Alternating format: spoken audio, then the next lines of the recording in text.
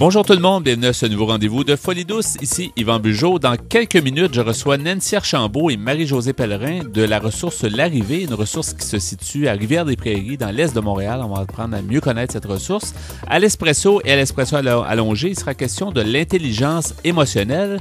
En début de deuxième demi, nous allons parler du Centre Jeunesse de Montréal avec Guy Lupien et Marie-Ève Martucci. Tout ça à l'émission Folie douce dans la prochaine heure. On commence d'abord en chanson avec Kamakazi et la chanson se nomme Si triste. Bienvenue à Folie douce.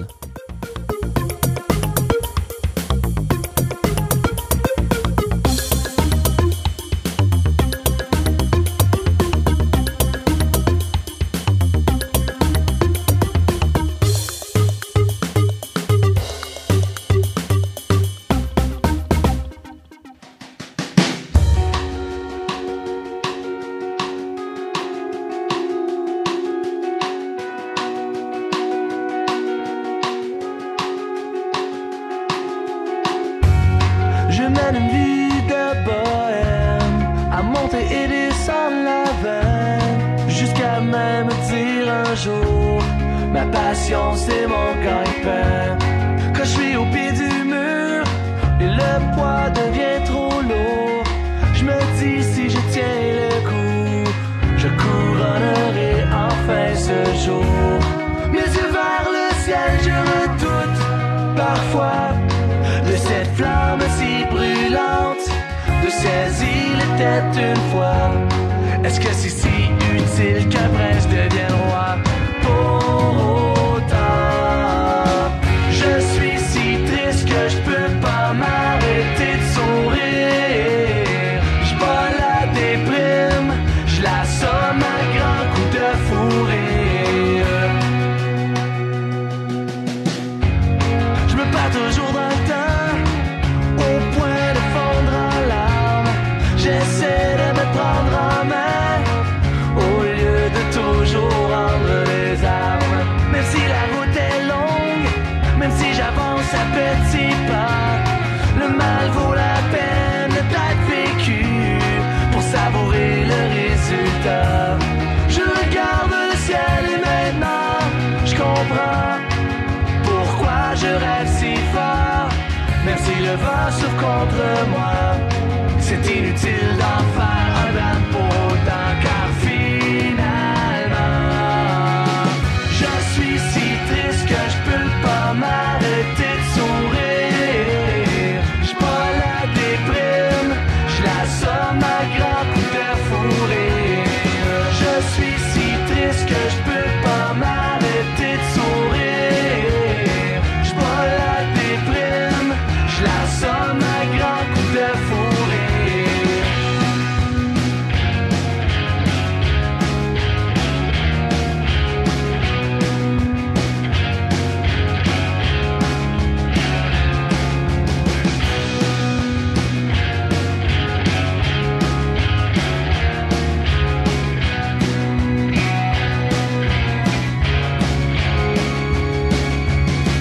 Je suis si triste que je peux pas m'arrêter de sourire. Je bats la déprime, je l'assomme à grands coups de fou rire.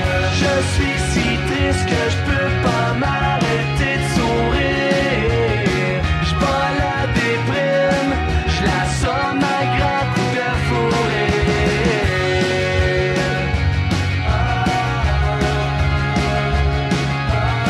Je bats la déprime, je l'assomme à grands coups de fou rire.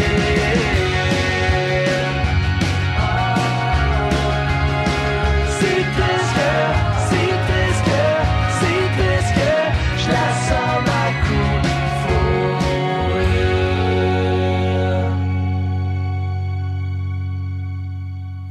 Vous syntonisez l'émission Folie douce, celle qui vise à changer les perceptions négatives reliées au monde de la santé mentale. J'accueille mes invités qui sont Nancy Archambault et Marie-Josée Pellerin. Bonjour à vous deux. Bonjour. Bonjour, bienvenue à l'émission Folie douce. Vous êtes de la ressource, le centre de jour de Rivière-des-Prairies, L'Arrivée. L'Arrivée. Alors, on va apprendre à mieux connaître cette ressource qui existe déjà depuis un certain temps. Si on parlait un peu de l'historique, comment est née L'Arrivée, on va évidemment parler de tout ce qui comporte des activités, tout ça, toute la semaine typique, là, mais peut-être Nancy, à ce moment-là? Oui. Ouais.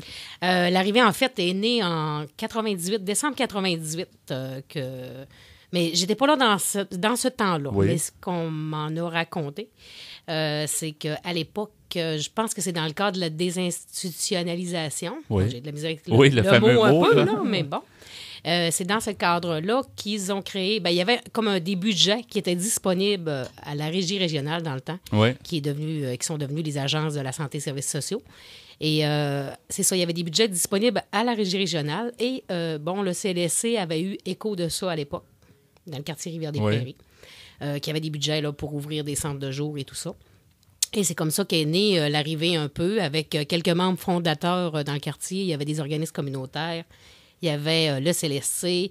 Il y avait aussi à l'époque, je crois, la clinique externe de Louis H. Lafontaine aussi qu'il y avait dans le quartier. Donc, est-ce que c'était assez nouveau dans le secteur? Rivière-des-Prairies, on en parle moins. Est-ce qu'il y a une population qui a des problèmes de santé mentale, qui a besoin de services, qui a besoin de se rencontrer, besoin de briser l'isolement? Est-ce qu'il y avait un manque peut-être aussi d'organismes? Tout à fait, Oui. tout à fait. À l'époque, il y avait un groupe qui s'appelait justement La Traversée. C'était un groupe qui travaillait un peu avec les arts, qui était donné par le CLSC à l'époque. Là. Puis le budget, il avait entendu dire que ce budget-là allait cesser d'exister. Fait que c'est pour ça qu'ils ont forcé la note pour avoir une ressource alternative en santé mentale dans le quartier, parce qu'il n'y avait pas d'autres lieux là, pour ces gens-là. OK. Et le nom a changé. Je pense que vous me disiez avant d'entrer en ondes que le nom a été modifié. En fait, ça n'a pas commencé sous le nom de l'arrivée. Oui, ça a commencé sur le nom. Sur ce nom-là. Oui, sur le nom de l'arrivée. OK. Ce que je vous disais, c'est que il y avait un groupe qui s'appelait La Traversée. Oui, alors, c'est un d'accord. peu pour faire le pont avec La Traversée, Oui. qui ont appelé ça l'arrivée, avec le mot art dedans, parce D'accord. qu'ils voulaient un peu poursuivre un peu avec de l'art brut, et tout ça. Là. Fait qu'il y avait aussi Cette optique-là, cet objectif-là, ça Exactement. a toujours été un peu basé sur l'art, dans le fond, Oui. sur le développement de l'art, la créativité, tout ça. C'est ça, c'était le but qui est demeuré, dans le fond. Là. Exactement. Oui. Oui. Et justement, Marie-Josée Pellerin, donc au quotidien, dans une semaine type, vous êtes ouvert de quel jour à quel jour? Vous avez quel type d'activité pour rejoindre votre clientèle? En fait, on est ouvert 4 jours semaine, donc du mardi au vendredi. Le lundi, on reste quand même accessible pour plus des formations ou des tâches administratives ou des réunions d'équipe. Donc, il y a quand même quelqu'un sur place. Oui. Par contre, on est fermé pour ces gens-là. On est ouvert de 9h30 à 3h30. C'est sûr que nous, on arrive un peu avant et on part un peu après pour finaliser les installations ou préparer l'installation justement pour les activités. Oui. Donc, ce sont des activités de groupe qui visent un peu à ce que les gens développent une meilleure estime de soi, qui socialisent aussi beaucoup parce que ce sont souvent des gens au niveau des habiletés sociales qui ont des difficultés. Donc, et évidemment, comme on dit, c'était beaucoup centré sur les arts, mais il n'y a pas que les arts au niveau de la peinture ou du dessin, mais on travaille aussi la musique. On travaille aussi au niveau... ils font la création de vidéoclips présentement. Mm-hmm. Et il y a d'autres activités comme du yoga, des temps de relaxation. Il y a vraiment une variété et ça marche par programmation. Donc, on a vraiment 3 programmations durant l'année. Une l'automne, une l'hiver et une le printemps. Mm-hmm. Ça dure environ 10 à 11 semaines. Et les gens doivent s'inscrire, un peu comme à l'école, en fait.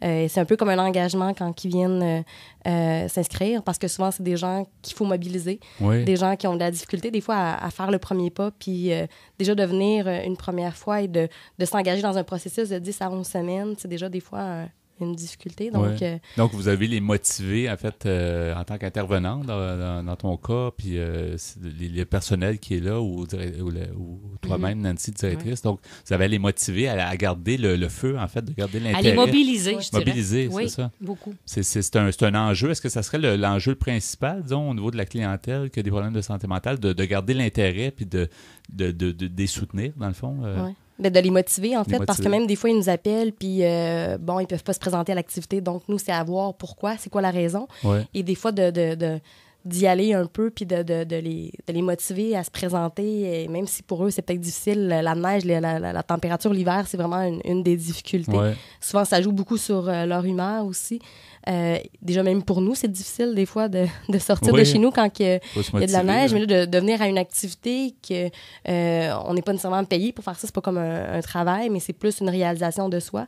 Donc, des fois, il faut vraiment faire de la motivation, même des fois par téléphone, ou même, il fallait vraiment aller les chercher individuellement puis en groupe aussi. Est-ce qu'il y a des différences, peut-être vous l'avez déjà, je sais pas, vous en avez peut-être discuté avec d'autres ressources, le fait d'être à Rivière-des-Prairies, qui est un endroit qui est sur l'île de Montréal, mais qui est un peu en retrait. Tu sais, c'est pas comme être au centre-ville. J'imagine il y a peut-être un autre type de clientèle et aussi peut-être d'autres problématiques. Est-ce que vous avez vu des différences par rapport à d'autres organismes qui sont peut-être plus centre-ville? Moi, je pense que oui. Étant donné que si on comprend bien que Rivière-des-Prairies est un quartier quand même avec une population en majorité italienne, 45 je pense, là, en tout cas, de 45 à 50 de la population est italienne. Et on a une vingtaine de % aussi de Haïtiens. Alors, oui, ça fait différent des autres quartiers, effectivement, puisque on sait aussi que la clientèle italienne et haïtienne, des fois, ils consultent moins pour des problèmes de santé mentale. Donc, ce qui fait que, oui, ça fait une c'est une autre, peut-être une autre approche une à ce moment-là. multi-ethnicité, c'est ça. On a quand même un gros pourcentage de clientèle italienne. Oui. Ouais. Il faut dire, j'ai vu vos locaux, évidemment, puis vos locaux sont très beaux, je vais vous dire. Les gens à la radio, en tout cas, si vous avez la chance d'aller voir les locaux de l'arrivée, c'est vraiment beau. Est-ce que vous trouverez ça important de donner un environnement qui est, parce que beau dans le sens que il y a quelque chose il y a une touche spéciale au niveau des couleurs, tout ça, qu'on ne retrouve pas nécessairement dans d'autres organismes. Donc, est-ce que ça, c'est important pour vous? L'environnement. Oui, tout à fait. Il faut leur donner un milieu vivant qui parle, qui du soleil dans le vie, comme on dit tout le temps. Ouais. Puisque, tu sais, quand ils viennent, ils disent, mon Dieu, ça fait autrement que de voir les murs gris de l'hôpital. Tu sais, c'est imagé un peu, mais c'est ça qu'ils disent aussi. Fait que oui, c'est important pour nous autres de leur mettre un milieu joyeux et agréable, confortable. Agréable, oui. Est-ce qu'il y a du feedback des membres? Oui, puis déjà, même dès la première rencontre, souvent, c'est quelque chose qu'ils vont observer. Je pense que déjà, l'aspect physique parle beaucoup. On leur fait visiter le centre. Et pour nous, c'est vraiment une chose qui est importante, qui reste là aussi dans notre démarche quand on les accueille pour une première fois, de faire visiter le centre. Puis je pense que déjà, quand c'est très coloré puis que c'est très vivant, très chaleureux, je pense que ça démontre peut-être aussi un peu quel type de service qu'on peut leur offrir aussi. Oui. Je pense que ça parle beaucoup. Comment ça fonctionne quand les gens... vous avez quand même des capacités limitées, dans le sens que, je veux dire, vous ne pouvez pas accueillir autant de gens peut-être que vous voudriez, parce qu'on parle toujours de budget. Le budget, c'est toujours la clé. Comment ça fonctionne? Est-ce que les gens sont référés chez vous? Est-ce qu'ils décident de vous appeler? Puis comment vous pouvez accepter? Ouais. Oui, ça peut être sur une base volontaire ou ça peut être par référence. Oui. Je vous dirais qu'on a plus, naturellement, de gens qui viennent par référence. Et de plus en plus, on est connus et je vous dirais aussi reconnus dans les milieux. Donc, on a un gros pourcentage de notre clientèle qui proviennent de Louis H. Fontaine et Fleury. Oui. Oui. Donc, des hôpitaux eux-mêmes avec les services, par exemple, des gens qui travaillent avec les gens qui vont en société, dans le fond, ont besoin, ils vont se faire référer par quelqu'un, un travailleur social ou des gens comme ça, par exemple, dans les milieux hospitaliers? Oui, tout à fait. C'est ça. Et à quoi doivent s'attendre ou quels sont peut-être les prérequis pour qu'une personne se sente bien chez vous? Est-ce qu'elle doit d'abord aimer les arts? Est-ce qu'elle doit avoir une certaine aptitude par rapport au domaine artistique? C'est pas une obligation, en fait, c'est pas un critère d'admission. Souvent même que des fois, il y a des gens qui n'ont jamais touché un crayon de leur vie et ils apprennent que finalement, ils ont un talent. Puis nous, on met beaucoup l'accent sur, des fois, il y a des gens qui vont se dénigrer dans leur art parce qu'il y a quelqu'un qui est super technique puis qui a réussi des choses incroyables versus quelqu'un qui est peut-être un peu moins technique, qui est dans ses débuts. Mais nous, on essaie de faire voir que c'est aussi beau que l'autre à côté qui est beaucoup peut-être plus technique parce que la personne, elle avait peut-être déjà développé ça auparavant avant de venir à l'organisme. Ouais. Donc, c'est pas obligatoire. Oui, c'est sûr qu'il y a un intérêt qu'il faut qu'il y ait, mais comme on n'a pas juste des activités centrées sur les arts, on a d'autres... On parlait de yoga, on parlait de différentes choses. On a même un cours de bingo, donc il y a du divertissement aussi, du loisir un peu. C'est ça, exactement. La question souvent qui nous chicote un peu aussi, puis peut-être vous avez peut-être ce genre de clientèle-là, les jeunes dans les organismes communautaires, on dirait qu'on les voit moins. sais, il y a 20 quelques années, on a commencé l'émission, puis les gens avaient peut-être, je sais pas, 20 quelques, 30 quelques années, puis on dirait que cette clientèle-là a suivi, puis ils sont 20 ans plus vieux, dans le fond. Puis c'est souvent ça qui arrive. Est-ce que les jeunes consultent, est-ce qu'ils vont dans les organismes communautaires? Est-ce que vous en avez chez vous? On a une vague de jeunesse, je dirais. Au niveau des inscriptions, on a de plus en plus dans la vingtaine, trentaine, ce qu'on avait peut-être moins avant. Peut-être que Nancy, tu peux confirmer ce que je dis. Oui, tout à fait. Mais on a... Parce qu'on depuis sait un an que ou deux. On a plus, mais moi, je vous dirais qu'on a plus de difficultés à les garder, ces jeunes-là. Peut-être parce qu'ils se regroupent, ils sont avec des gens un petit peu plus âgés. Oui. Et de là, peut-être leur intérêt est moins grand de rester dans les groupes. Je ne sais pas. Mais on a un petit peu plus de misère là, à les garder. Oui. Mais oui, on en a plus aux inscriptions. Mais il y en a qui retournent sur le marché du travail ou que des fois, Aussi. ils ont d'autres projets d'intégration, comme retourner à l'école, étudier. OK. Donc, des fois, c'est pour cette raison-là qu'ils nous quittent, généralement aussi. Parce que c'est souvent une problématique qu'on se pose, on se dit, ben, il me semble on en voit moins, puis les gens qu'on reçoit ici de différents organismes, souvent, ont moins de jeunes, puis on sait que les problématiques de santé mentale, souvent, se déclenchent justement à la fin de l'adolescence, début de l'âge adulte, donc c'est cette période-là, des fois, qui est utile à vivre, a besoin de ressources et de soutien, donc c'est un peu pour ça qu'on vous posait la question. Comment on va évidemment donner les coordonnées là, de la ressource, parce que c'est intéressant, même le site web, c'est une bonne porte d'entrée, une bonne vitrine, en fait, pour comprendre comment est votre organisme. Quelles seraient les coordonnées pour les gens qui peuvent, justement, qui voudraient en savoir plus sur l'organisme? Oui, bien, s'ils veulent se rendre sur notre site web, c'est le www.arrivé.qc.ca. Au singulier, là. Ouais. ART-RIVE.qc.ca. Alors, ça, c'est notre site Internet. Le numéro de téléphone, 514-648-4888. Et vous avez de la place. S'il y a des gens, surtout de la région, je me dis, il faut qu'ils soient quand même relativement dans l'est de l'île. On en a un peu partout, en fait. On en a de Montréal-Nord, du plateau. On n'est pas limité à une région. Donc, même s'ils viennent de l'ouest, c'est juste pour eux, c'est plus difficile, je pense, de venir jusqu'à l'organisme parce qu'à Rivière-des-Prairies, c'est quand même difficile peut-être au niveau du transport en commun. Ouais. Mais sinon, oui, il y a possibilité, même en cours de session, il y a de la place. Mais ça se fait, il y a quand même des autobus qui se rendent. Là. Oui, exactement. Oui, il y a une c'est quand même, c'est loin dans Le l'est. quartier éloigné de Montréal. Oui, c'est un quartier éloigné, mais à découvrir, finalement. Mais merci beaucoup d'avoir été là, Marie-Josée Pellerin et Nancy Archambault. Merci. Puis bonne continuité à l'arrivée. Merci beaucoup. Au revoir. Au revoir.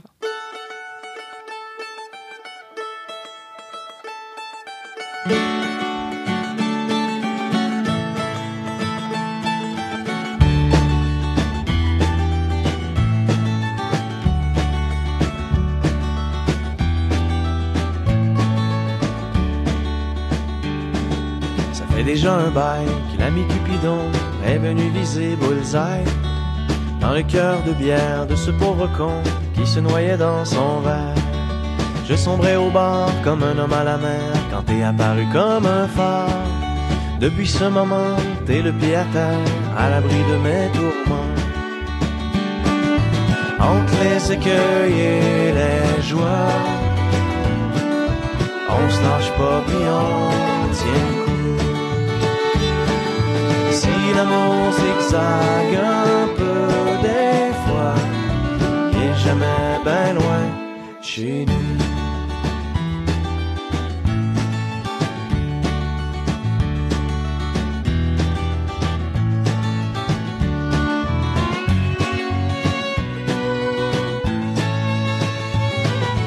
Faire un bout à deux, c'est toujours hasardeux, c'est jamais une belle ligne droite. Les fleurs du tapis nous font des jambettes pour nous compliquer la vie. Sans compter les tuiles, les trous pis les flaques d'huile qui nous attendent au détour. Mais avant que l'amour meure et nous effiloche, on s'attache avec la broche. Entre les écueils et les joies,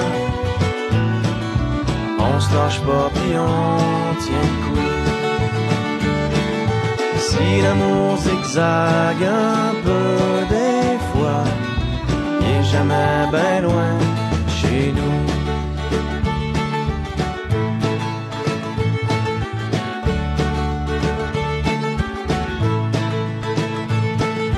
Toi ma vieille blonde, oh oui ma jolie, tu es ma veilleuse de vie. Le havre de paix, le petit point sur la map, sur lequel je garde le cap. C'est rien qu'une histoire, comme il y en a d'autres, mais ça reste quand même la nôtre. Quand arrive le soir, on tire les couvertes au lieu de lancer la serviette. Couché en cuillère, collé sur ton derrière, t'es mon petit port de mer. À la fois la lumière et le gouvernail qui me ramène au bercail. Entre les écueils et les joies, on se lâche pas pis on tient le coup. Si l'amour zigzague un peu des fois, il est jamais ben loin chez nous.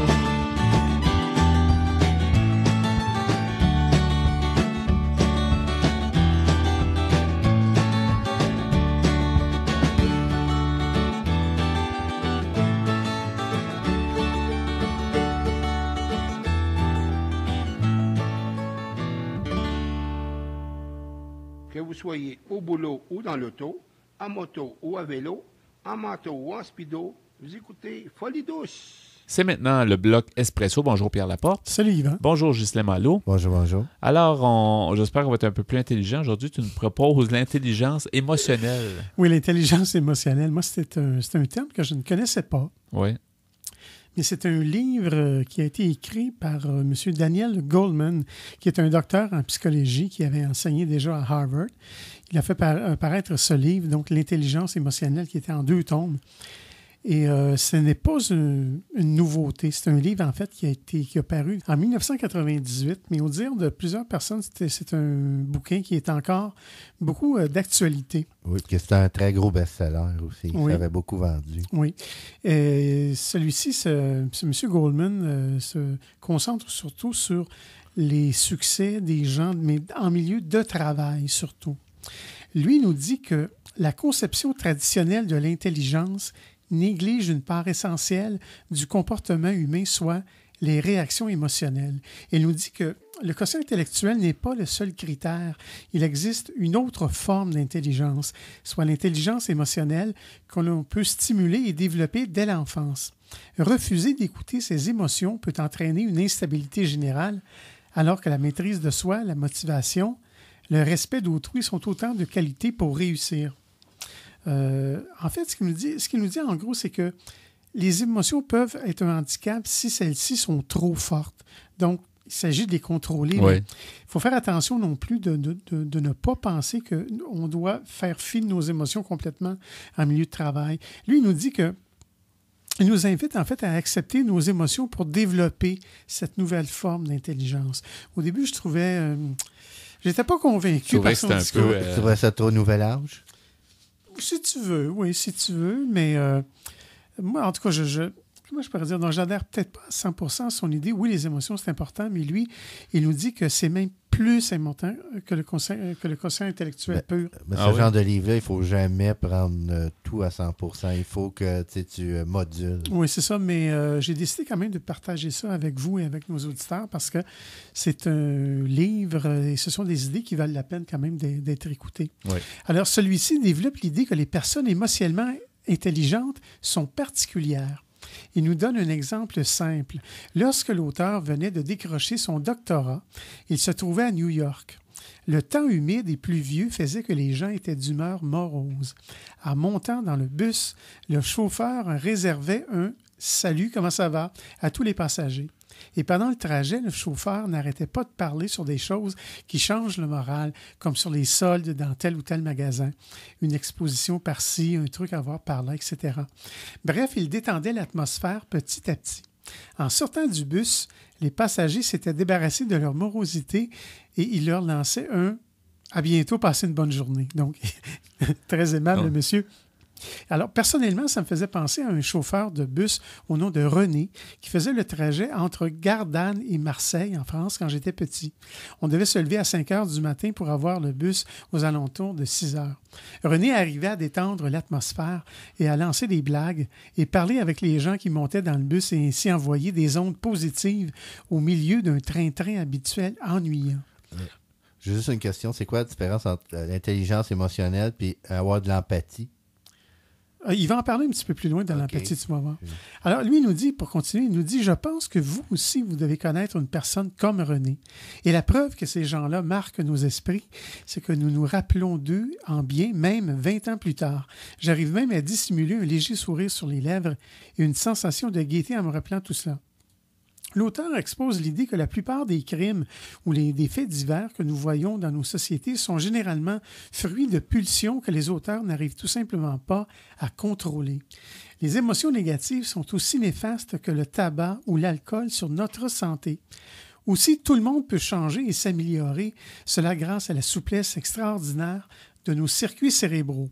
Encore faut-il le vouloir, évidemment. Alors, dans la première partie du premier tome, il nous explique le cerveau émotionnel. Il nous dit que cette partie se veut comme une introduction, le livre, dans lequel Goldman commence par nous expliquer ce que sont les émotions étymologiquement. Alors, le mot émotion vient du latin, il se compose de « pour le début du mot, qui signifie et indique un mouvement vers l'extérieur, et du verbe « motere », qui veut dire « mouvoir ». De plus, nous apprenons que la plupart des émotions ont un effet direct sur notre corps. Parmi eux, il y a la colère, car elle fait affluer le sang vers les mains et est une manière de se préparer à l'autodéfense. Ensuite, le bonheur, qui permet un accroissement de l'énergie disponible et ralentit l'activité des centres coupables de l'inquiétude. Et finalement, la surprise qui provoque, comme nous le savons, le haussement des sourcils afin d'élargir le champ visuel. La relation entre notre esprit rationnel et émotionnel est très liée. En fait, il nous dit que plus le sentiment émotionnel est intense, plus notre esprit rationnel est faible. On s'en doutait, évidemment. Mais également, les émotions agissent avant notre pensée rationnelle, ce qui explique le manque clair de jugement et d'objectivité lorsque nous sommes dans une situation intense émotionnelle. Ce qui vient confirmer l'importance de pouvoir contrôler ses émotions, mais lui, il nous parle évidemment des émotions qui sont très fortes, qui viennent nous bloquer. Dans la deuxième partie du livre, il nous parle de la nature de l'intelligence émotionnelle. Il nous parle de l'histoire d'un élève brillant qui rêvait d'une des meilleures universités pour lui. Son rêve éclata lorsque son professeur de physique lui donna une mauvaise note qui rendait son rêve irréalisable. Dans le laboratoire de physique, on retrouva le professeur mort à coups de couteau de cuisine. Son bourreau était Jason, son élève. Jason sera acquitté par le tribunal ayant agi, d'après ce dernier, sous l'emprise d'un coup de folie passagère. Quand même dur à croire. Alors, comment une personne à fort quotient intellectuel peut en arriver là? Bien, c'est ce que j'expliquerai un peu plus tard dans la deuxième partie de l'Espresso. À l'Espresso allongé. Comme dit Rocky Bézarret, à suivre. À suivre. Oui, alors on va écouter ça. C'est une bonne habitude d'apprendre de prolonger en fait l'information. Tu nous as tendu un peu la table. On va poursuivre là-dessus un peu plus tard à l'émission. Demeurez des nôtres.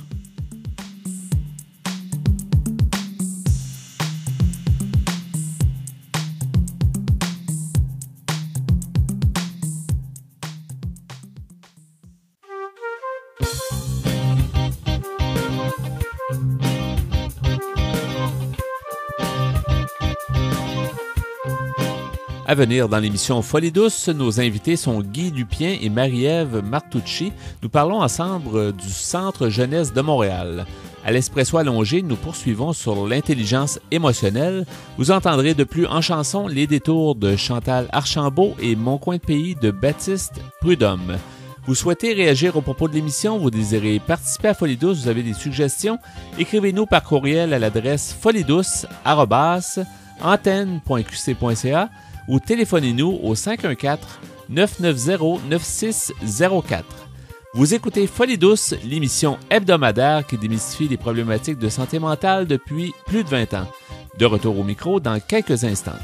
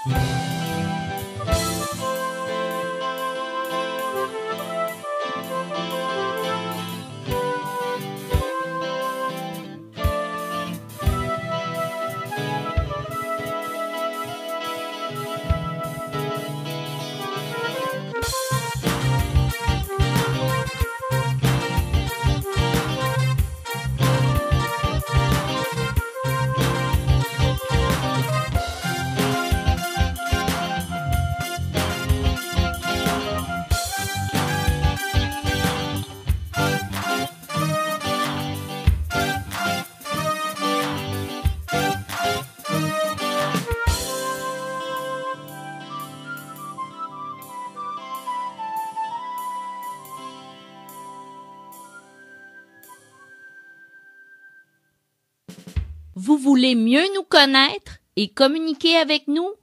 Visitez notre site Internet au www.antenne.qc.ca.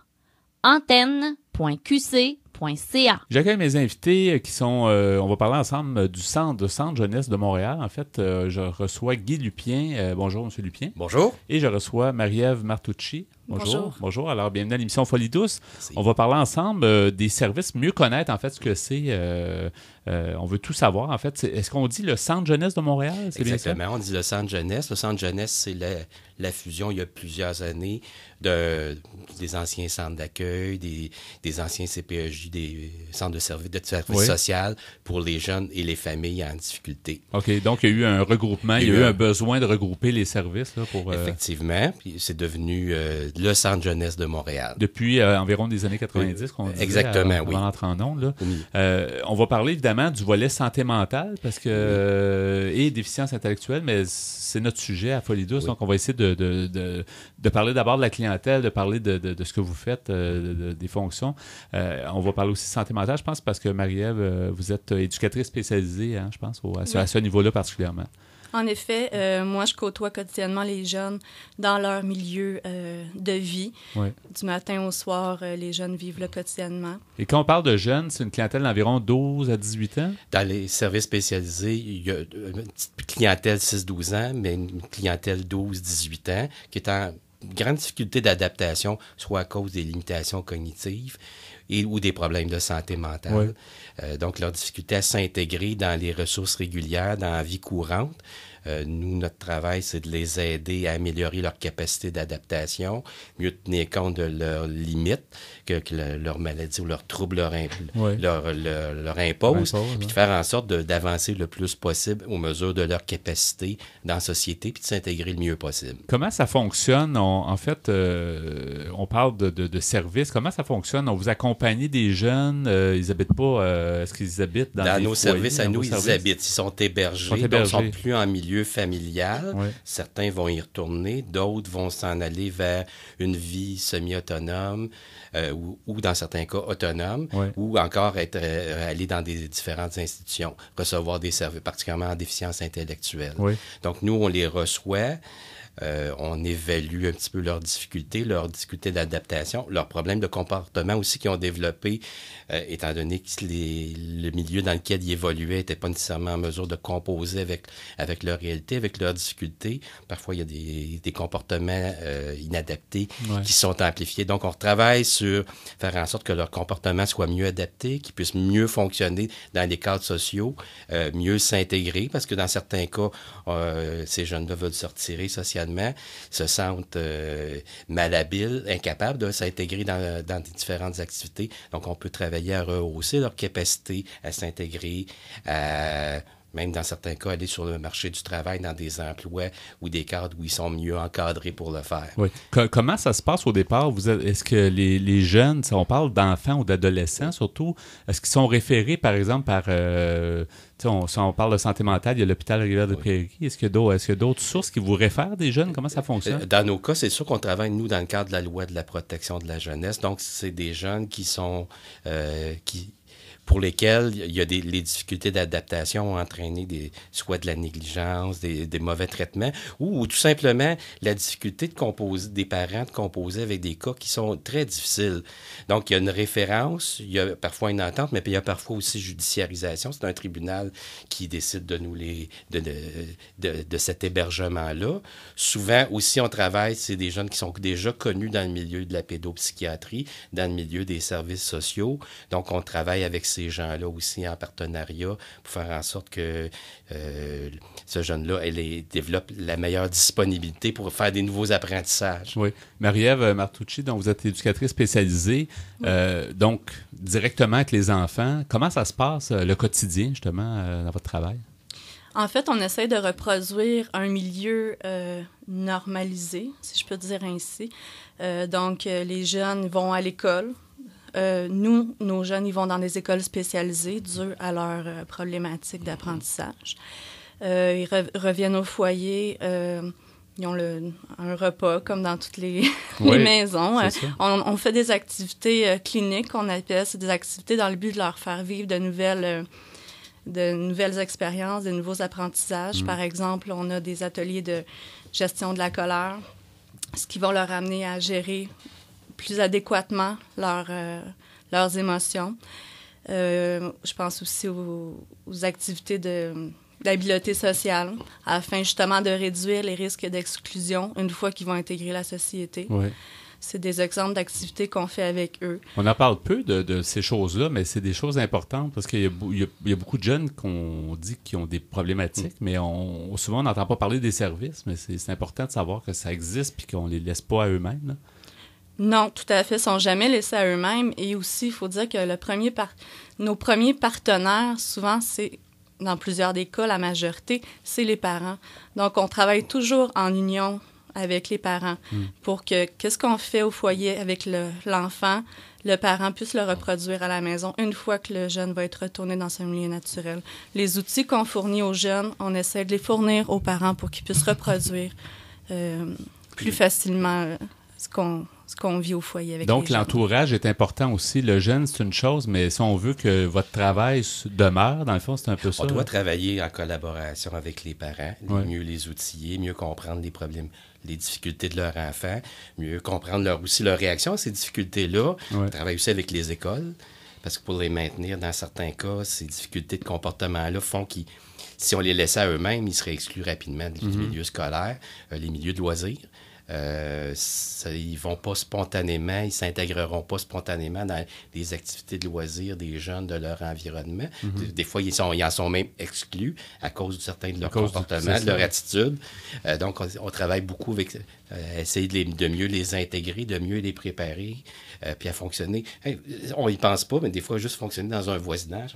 On vit, nos foyers sont dans des quartiers réguliers, des quartiers ordinaires.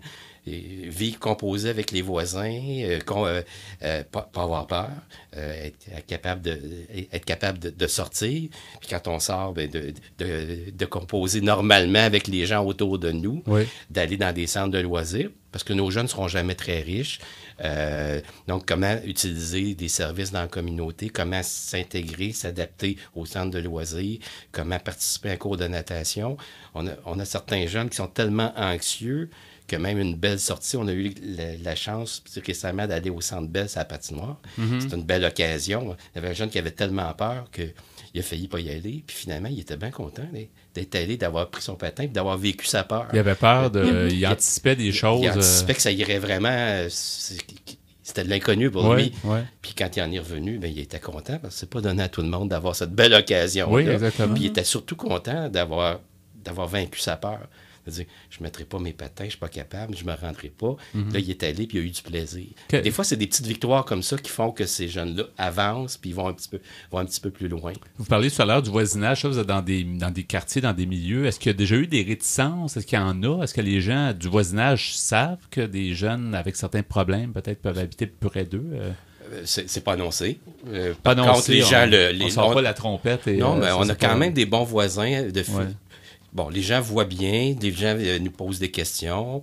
Il y a même des fois, c'est étonnant, comme quand on arrive à intégrer des jeunes. On en avait un, les jeunes adultes du coin venaient le chercher pour jouer au hockey, dans le cours d'école. Puis eux autres, ils géraient. Là, puis ils étaient tellement fiers de jouer avec eux autres, qu'ils faisaient bien attention, puis qu'ils faisaient tout ce qu'on lui demandait. On n'a pas souvent de difficultés avec le souvent le syndrome, pas dans ma cour, mais dans ce cas-là, probablement que les gens... Je vous dirais pas que ça n'existe pas, mais règle générale, on est bien accueillis. C'est sûr que nous, les gens voient bien qu'on travaille pour que nos jeunes les importuneront pas, puis qu'on est présent. Puis les gens comprennent bien, saisissent bien. Il y a toujours quelques irréductibles Gaulois qui veulent pas en avoir près de chez eux, mais dans l'ensemble, les gens accueillent bien. Après, on parle de d'autres 18 ans. Votre but, c'est de rendre la personne le plus autonome possible, la rendre le plus adulte. Dans le fond, vous cheminez avec la personne, avec le jeune, pour qu'il devienne un adulte responsable. Quel est votre... qu'est-ce qui se passe à 18 ans? Ou est-ce que le jeune est assez autonome en général? Est-ce qu'il doit aller dans d'autres services? Comment ça se passe? Pour ce qui est de nos jeunes au foyer où est-ce qu'on est présentement, Il y a plusieurs possibilités. C'est sûr qu'on vise toujours le retour dans le milieu naturel. Ensuite, il y a les appartements supervisés, qui est offert souvent par des organismes communautaires aussi. Il y a des CRDI, ce qu'on appelle des centres de réadaptation en déficience intellectuelle, qui les prennent en charge. Et à ce moment-là, les jeunes, à la majorité, ils vont vivre dans des centres pour adultes. Des foyers comme nous, mais pour adultes. Et puis, à 18 ans, ils partent pas comme ça avec leur valise bye-bye, là. Et on a aussi des éducateurs de réinsertion qui vont faire des visites des endroits avant que le jeune déménage, qui vont suivre le jeune après ses 18 ans, quelques mois pour s'assurer que le jeune est bien intégré dans son nouveau milieu. Il va partir aussi avec un trousseau de départ, un certain montant d'argent aussi pour l'épicerie, des trucs comme ça. Le jeune n'est pas laissé seul à lui-même dans la rue du jour au lendemain. Dans certains cas, même on adapte... des éducateurs comme des éducatrices comme Marie-Ève adaptent même le milieu à l'intérieur. Là. On a des jeunes qui se destinent à aller en milieu de vie semi-autonome, en appartement supervisé. Déjà, dans leur chambre, ils commencent à fonctionner. Ils se ramassent une petite TV, ils s'installent un petit peu comme s'ils étaient en chambre. Ils ont même qui pratiquent à faire de la bouffe avec notre cuisinier, avec les éducateurs, parce que des fois, ils ne savent même pas faire ça. Et de la fois, on l'apprend avec eux autres, on leur apprend à se déplacer dans la communauté. Se déplacer en transport commun, ça a l'air simple, mais il y en a qui ne l'ont jamais fait et l'anxiété fait qu'ils ne l'essaieront pas par eux-mêmes. Donc, il y a toutes sortes de, dépendant du milieu vers lequel ils se destinent, il y a toutes sortes d'apprentissages qui sont importants à faire, puis qui sont faits dans des activités bien quotidiennes. Oui. Puis comme vous dites, c'est souvent, on a l'impression que c'est très simple, mais c'est la base de l'organisation, d'être capable de bien s'alimenter, entre autres. Si on est capable de faire cuisiner, ça va être beaucoup plus facile à gérer un budget. Souvent, on va manger plus sainement aussi. Donc, tout ça ensemble, là. Qu'est-ce qu'on peut se souhaiter? Il reste environ une minute. Qu'est-ce qu'on peut se souhaiter comme pour la jeunesse, justement, de Montréal, là, dont vous vous occupez pour les prochaines années, en fait? Je pense qu'on peut leur souhaiter d'avoir des milieux, peu importe, dépendant du niveau de leur problématique, d'avoir des milieux qui les accueillent, des gens qui comprennent autour d'eux, parce que c'est pas toujours bien compris, comme l'a souligné tantôt, qui acceptent que ces jeunes-là aussi fassent des erreurs, aient des occasions de se reprendre puis de faire des apprentissages. Puis écoutez, que l'ensemble des milieux les intègre le mieux possible. Puis dans le fond, nous, c'est un petit peu ça. Qu'est-ce qu'on peut faire pour travailler en collaboration avec les milieux pour favoriser cette intégration-là? Je pense que c'est le mieux qu'on peut faire. Votre victoire, c'est ça, c'est d'entendre parler qu'ils se sont bien intégrés, qu'ils aient une problématique de santé mentale, qu'il y a une autre problématique. C'est quelque chose qui est important pour vous. Exactement, oui. Marie-Ève, un dernier mot, peut-être avant de terminer. Moi, ce que je peux leur souhaiter, en fait, c'est des succès quotidiens, aussi petits qu'ils puissent être, quand ils nous rappellent 2-3 ans plus tard, et qu'on sent que cette personne-là est bien, c'est ce qui fait... C'est ce qui rend notre travail valorisant. Sur le Sunday. Oui. Bien, avant de terminer, j'aimerais qu'on ajoute en fait l'information au niveau du site web et du numéro de téléphone. Les gens qui veulent en savoir plus justement sur le Centre jeunesse de Montréal, tous vos services dont on a parlé. Téléphone 514-593-3979 et le site web. Le site web Centre jeunesse de Montréal en un mot, .qc.ca. Tout en minuscule, collé, tout ça. Exactement. Et je crois qu'il y a quelque chose à ajouter au niveau du en site. Fait, j'invite les gens à aller visiter le site Internet où ils pourront trouver... la fondation du Centre jeunesse. On suscite les gens à donner des dons qui vont directement aux jeunes, comme par exemple pouvoir participer à des camps de jour l'été, recevoir des soins particuliers, des cours d'art. Donc, une très bonne cause. C'est très apprécié. Oui. Bien, merci beaucoup d'avoir été des nôtres. C'est intéressant de mieux connaître finalement le Centre jeunesse de Montréal. Donc, Guy Lupien, chef de service, merci d'avoir été des nôtres. Et Marie-Ève Martucci, éducatrice spécialisée, merci et bonne journée. Bonne journée. Au revoir. Bonjour. Au revoir.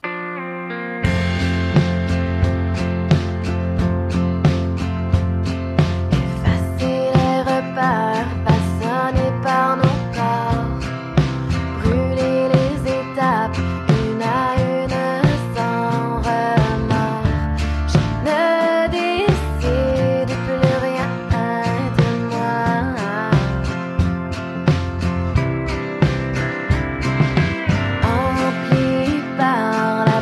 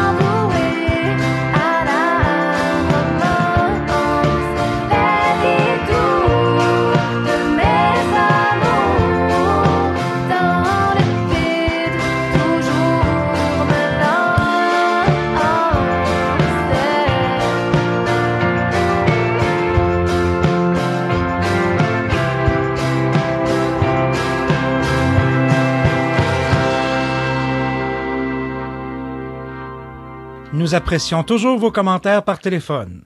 Composez le 514-990-9604 dans le 514-990-9604. On poursuit avec l'espresso allongé. Tu nous as titillé un peu. En tout cas, tu nous as donné certaines informations du début de... La question à savoir, Pierre, est-ce que tu passes la note pour si tu as une intelligence émotionnelle? C'est bien sûr de ce dont on parle, l'intelligence émotionnelle. Oui, d'après 2 livres écrits par M. Daniel Goleman, parus aux éditions Robert Laffont. C'était il y a 15 ans, déjà en 1998. Oui. Et je vous parlais un peu plus tôt dans l'émission du cas de Jason, qui était un élève qui avait assassiné son professeur, son professeur de physique, qui lui avait donné une mauvaise note et qui avait été acquitté par un jury.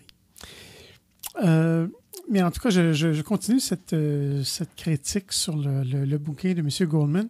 Alors, celui-ci se demande comment une personne à fort quotient intellectuel peut en arriver là.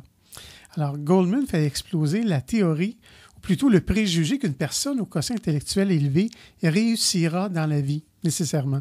Lui, il nous dit qu'au contraire, le QE, c'est-à-dire le quotient émotionnel, joue un rôle bien plus important. Cela parce que l'intelligence rationnelle n'a pas grand-chose à voir quand il s'agit de maîtriser ses pulsions et, dans ce cas précis de Jason, de surmonter l'échec. Goleman a réparti l'intelligence émotionnelle en 5 domaines principaux. Il y a la connaissance des émotions, qui, d'après lui, est la clé. C'est-à-dire, la connaissance est tout simplement la base de toute chose. Comment souhaitez-vous améliorer votre intelligence émotionnelle si vous n'êtes même pas au courant qu'elle existe? Et il en va de même pour nos émotions. Ensuite, deuxièmement, la maîtrise des émotions, qui dépend, selon lui, de la conscience de soi. C'est-à-dire se maîtriser soi-même dans les situations difficiles. Ensuite, l'automotivation. Quatrièmement, la perception des émotions d'autrui, qui n'est autre que l'empathie dont tu parlais, Ghislain, un peu plus tôt, afin de pouvoir s'adapter à notre interlocuteur. Oui, c'est montrer de l'intérêt plus que s'adapter. C'est juste être intéressé minimalement par ce qu'il fait. Et le 5e domaine principal de l'intelligence émotionnelle serait la maîtrise des relations humaines, c'est-à-dire savoir entretenir de bonnes relations. Mais M. Goleman nous dit pourquoi nos émotions prennent-elles le dessus? Il nous dit qui ne se rappelle pas des situations à l'école ou à l'université quand nous étions tremblants de peur devant la feuille d'examen, n'arrivant plus à nous rappeler de ce que nous avions révisé assidûment depuis plusieurs jours. Il nous dit que c'est la peur de l'échec, le stress, qui serait la catastrophe, c'est-à-dire la feuille blanche. Cette expérience nous montre combien le cerveau émotionnel peut paralyser notre cerveau rationnel. Cela parce que le cortex préfrontal est l'endroit principal de notre mémoire. Mais l'étonnant, c'est qu'il est aussi le carrefour de rencontre de nos émotions. La colère maintenant. Imaginez-vous en train de conduire et une personne vous coupe devant en automobile. Alors, la majorité d'entre nous allons directement nous mettre en colère. Moi y compris souvent. Ouais.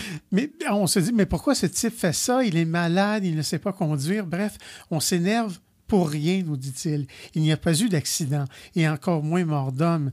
Sachez aussi, nous dit-il, que la colère, dans 90% des cas, ne pèse pas sur une menace physique directe, mais sur une menace sur notre dignité ou notre amour-propre. La colère se nourrit d'elle-même. Plus vous allez vous mettre dans cet état, plus cela va s'enchaîner facilement, d'où l'intérêt de la désamorcer dès le début. Apaiser sa colère. Comment faire? Alors, Goleman nous explique que pour désamorcer cette augmentation d'adrénaline dans notre corps, il suffit simplement de penser positivement et de trouver des excuses à cette personne, ce qui n'est pas toujours facile selon moi. Il nous dit qu'en prenant notre exemple de tantôt, c'est-à-dire si on se coupait sur la route, si nous pouvions penser comme suit, il n'a sûrement pas dû me voir ou il devait être pressé, peut-être doit-il aller à l'hôpital, etc. Bref, on lui trouve des excuses. Et selon l'auteur, ça marche. Ça désamorce, effectivement. Ce serait pas mieux juste d'être indifférent, d'être oublié tout de suite. C'est peut-être oui, c'est peut-être pas facile à faire cependant.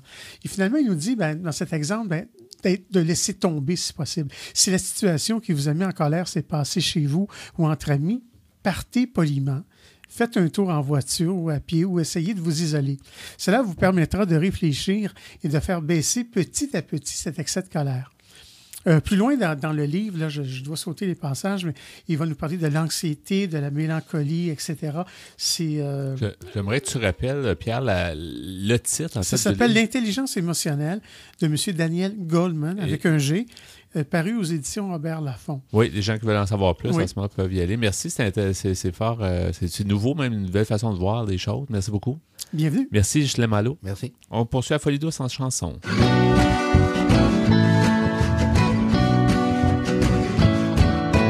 300 ans au bord de l'eau, la rivière coule, le vent dans l'eau tranquillement, les saisons passent. Je pourrais pas vivre dans un pays chaud, chez nous l'hiver c'est ce qu'il y a de plus beau. Quand il fait trop froid, les nuages se tassent. Ça coule et creuse à travers les vallons, c'est ma rivière, mon cœur, ma raison. Pas de voilier, juste un radeau, fait avec une grande pile de gros billots, à l'endroit où le bois s'entasse. Quand je vais au large, j'ai tout ce qu'il me faut, on dirait que les vagues jouent du piano. Le paysage, jamais ne se gâche. Ça coule et creuse à travers les vallons, c'est ma rivière, mon cœur, ma raison. Avec les enfants qui jouent dans la rue et les oiseaux qui chantent, les moutons blancs à perte de vue, comme des mots d'amour qui dansent. Comme des mots d'amour qui dansent. À partir du Gouin ou du lac Taureau jusqu'à Trois-Rivières, sous mon bateau dans le courant, les vagues se cassent. Tout mon coin de pays suit le cours de l'eau. Si tu veux venir me voir, suis le ruisseau. Facile à trouver, pas besoin d'atlas. Ça coule et creuse à travers les vallons, c'est ma rivière, mon cœur et ma raison. Avec les enfants qui jouent dans la rue et les oiseaux qui chantent, les moutons blancs à perte de vue, comme des mots d'amour qui dansent. C'est comme des mots d'amour qui dansent. C'est comme des mots d'amour qui dansent.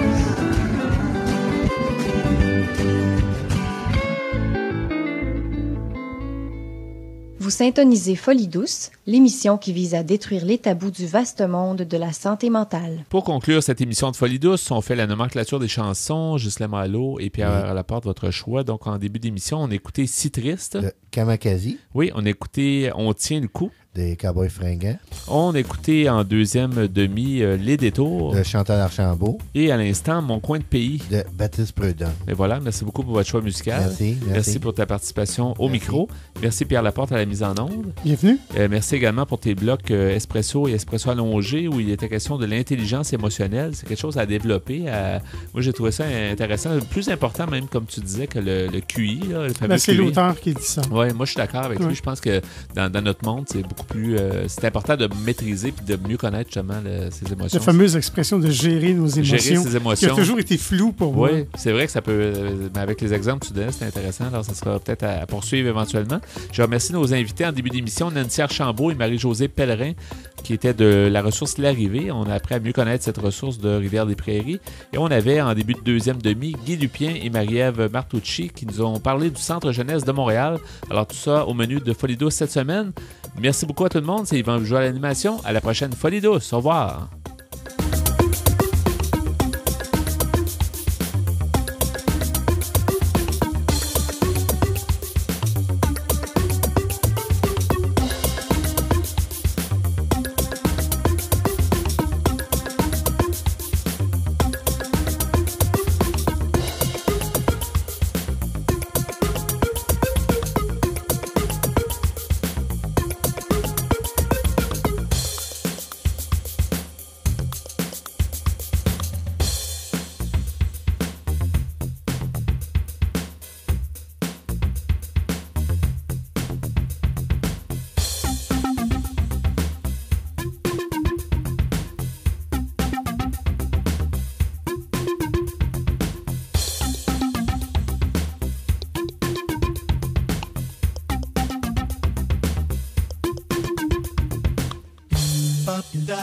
Bop, bop, bop, bop, bop, bop, bop, bop, bop, bop, bop, bop, bop.